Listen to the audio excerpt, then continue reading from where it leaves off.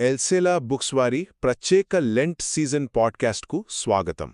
ఈ పవిత్ర వారం అంటే హోలీ వీక్ వెనుక ఉన్న అసలైన అర్థాన్ని కేవలం ఒక్క నిమిషంలో మీకు అందించే సంక్షిప్త వివరణ ఇది.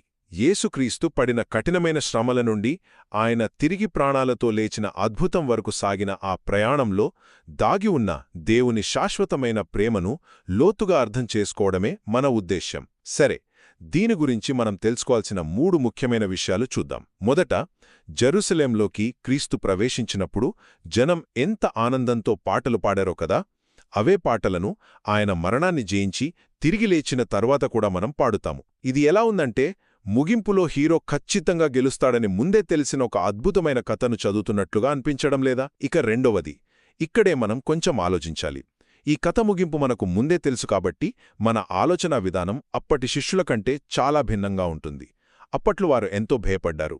కాని క్రీస్తు భయంకరమైన బాధలు అనుభవించినా చివరకు ఆయన సమాధి ఖాళీగా ఉంటుందని ఈరోజు మనకు తెలుసు. అయితే ఇక్కడ నాకు ప్రశ్న: విజయం ఖాయమని ముందే తెలిసినప్పుడు ఆ విజయానికి ముందు ఆయన పడిన బాధ తీవ్రతను మనం కాస్త తేలికగా తీసుకుంటున్నామా? చివరగా, ఈ ఆలోచనలన్నీ మనల్ని ఒకే ఒక్క అంతిమ సత్యం వైపు నడిపిస్తాయి. అదే దేవుని శాశ్వతమైన ప్రేమ.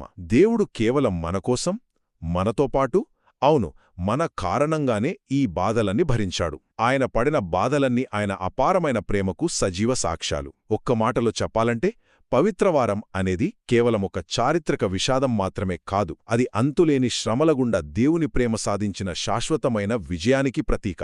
మా పాడ్కాస్ట్ విన్నందుకు ధన్యవాదాలు, మరియు మరిన్నింటి కోసం వింటూనే ఉండండి.